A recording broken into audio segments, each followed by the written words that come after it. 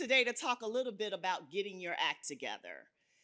That's an acronym, but it's also something that we hear people saying they desire to do each and every day, whether it be within their organization, in their personal lives, or in their business. Now, I personally believe that the foundation to getting your act together starts with knowing yourself. Self-leadership, and we've all heard this before, but self-leadership is the highest level of leadership. You cannot get your act together unless you understand yourself. Now, I'll just be really transparent with you. I didn't know me.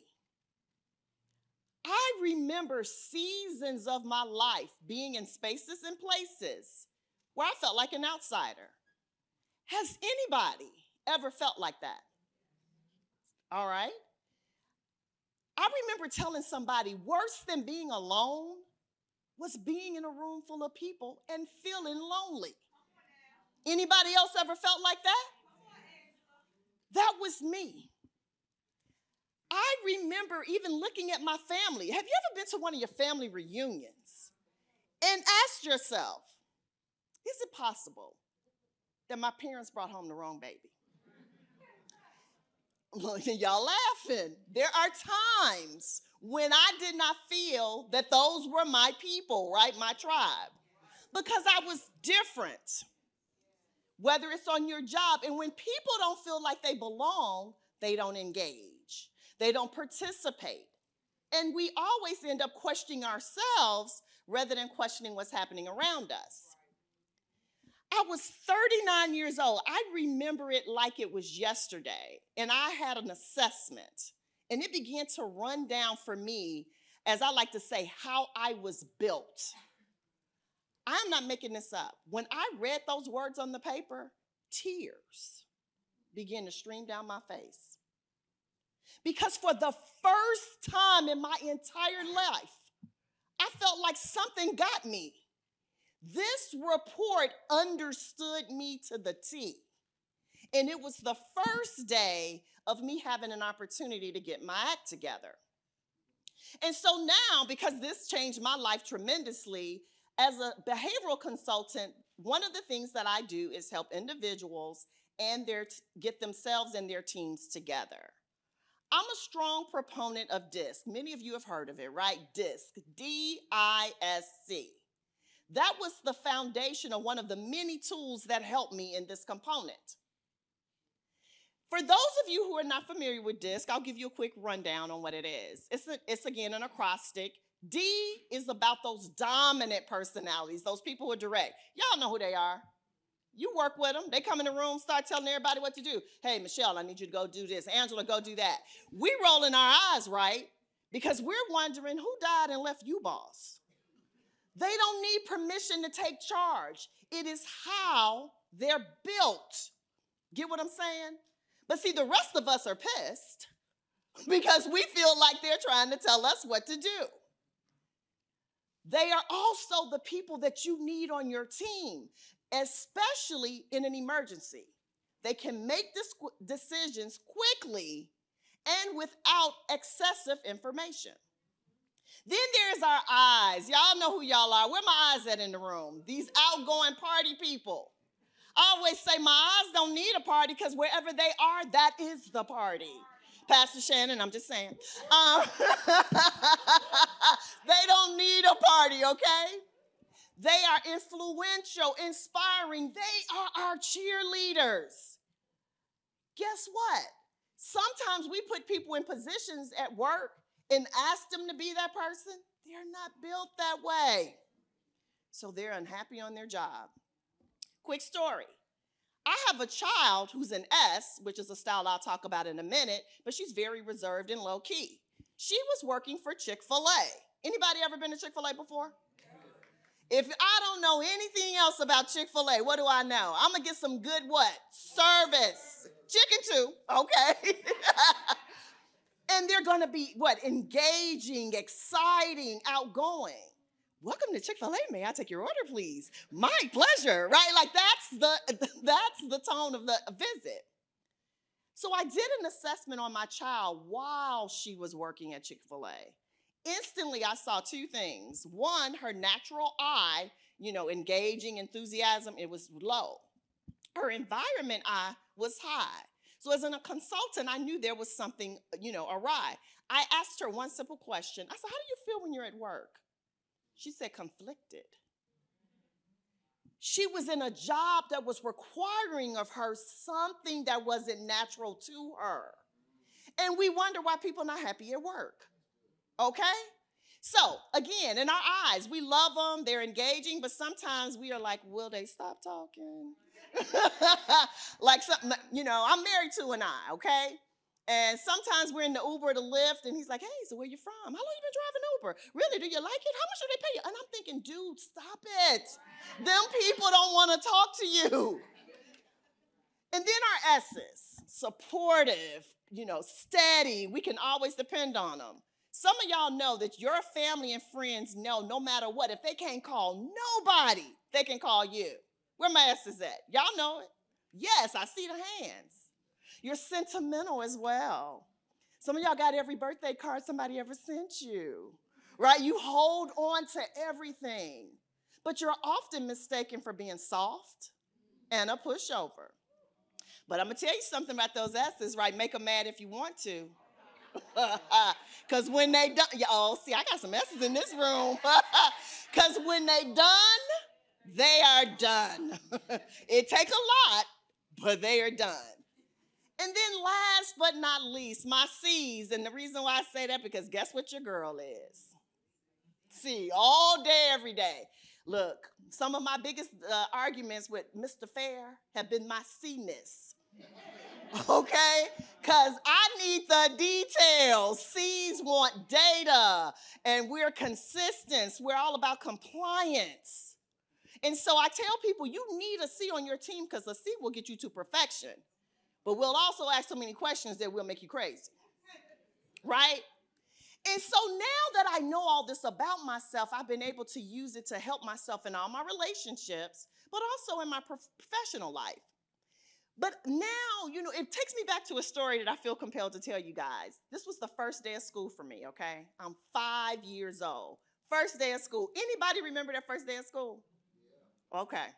So I have a brother that's 5 years older than me. Now, okay, let me date myself a little bit. Now, first day of school for me was in 1972, okay? Back then, kids walked to school. So I know right now pretty much everybody is dropped off at school or they ride a bus. We walked a long distance. So my mom told my brother, you walk your sister to school and take her to her class. So my brother walks me to school and he sits me outside my classroom and he says, all right, now my family calls me Angie. Don't y'all do that though. So he said, Angie, sit right here, and when the bell rings, go inside. So I said, okay, because I'm a C, right? I follow instructions very well. And so I sat there, and I watched all the other kids go in the classroom. I watched the teacher, and I never went in. So the teacher comes out and said, hi, little girl. And I said, hi.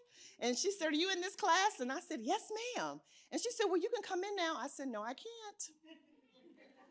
She said, yes, you can. I said, no, the bell hasn't rung. She said, I promise you, this happened on the first day of school. She said, no, dear, we don't ring bells in kindergarten. She said, you need to come inside. I said, no, I can't. This woman went back and forth with me, and then I kept telling her, I said, my brother said, I'm supposed to go inside when the bell rings.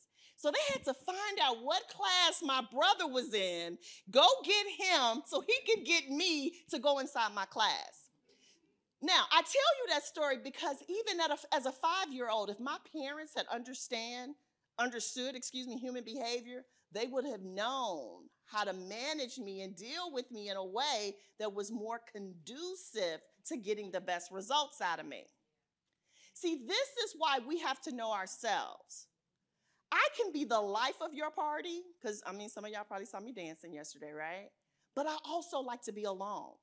I'm reserved. I like to have my quiet time. As a result of that dichotomy, I often got called funny acting. Anybody else got them words? Okay, I see y'all. Moody, antisocial. And here was my favorite one.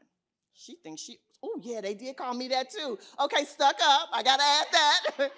But they also said I thought I was better than them. None of that was true. See, I let other people tell me I was an extrovert because Angie has never had a problem speaking up, right? But it's not a requirement for me, and it drains my energy. So at 40 years old almost was the first time that I came to know not only that I was a C and reserved and structured and organized, but also that I wasn't an extrovert. So now I understood why when I would be in meetings at work and I didn't have anything to say, it was like clockwork. My boss would walk up to me and say, so I know you didn't say anything. Is everything okay? You mad? Why I gotta be mad? I don't wanna talk. But you know what I did because I didn't know any better? I talked. Because if it kept folks from asking me if I was mad, I operated out of my natural style. Therefore, I was inauthentic. Therefore, I wasn't operating in my greatness. Some of you are operating inauthentically. See, you've acquiesced to the expectations of other people. They don't know you. But part of the reason why they don't know you because you've never introduced you to them because you don't know you. So, before my time is up, and Sean come out here with the big hook, right? What I'm going to offer you is an opportunity to at least, if nothing else, find out what your primary dominant style is, okay? Now, let me say this real quick. There's no good and bad styles. Let me put some things out there because I don't want anybody leaving out of this room with bad data. There's no good and bad styles. As I said yesterday to Marcus, we are all imperfectly perfect. What do I mean by that? You are an imperfect child of God who was made perfectly by him, okay? So there's no good and bad, and all of us have all the styles. We just lean into one or so of them more often than others.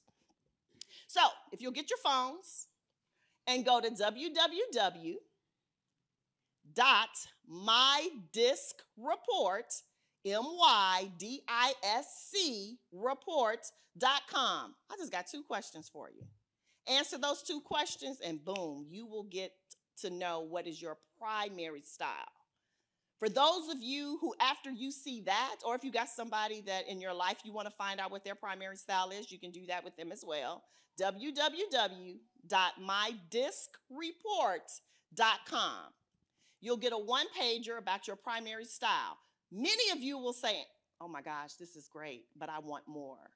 There you can get an opportunity to fill out a complete assessment and get a 31-page report that will talk to you about all of your strengths, including helping you figure out how to communicate with yourself and the other styles. But again, if you truly want to get your act together, if you truly want to begin the path to understanding yourself, it starts with knowing yourself so that you can lead yourself. So I say it's the 3 L's. You learn about yourself, so then you can love yourself, and then you can lead yourself. I'm Angela Hooper-Menifield, Chief Equipping Officer of Menifield & Associates, LLC. And ladies and gentlemen, I am here to help you get your act together. Thank you.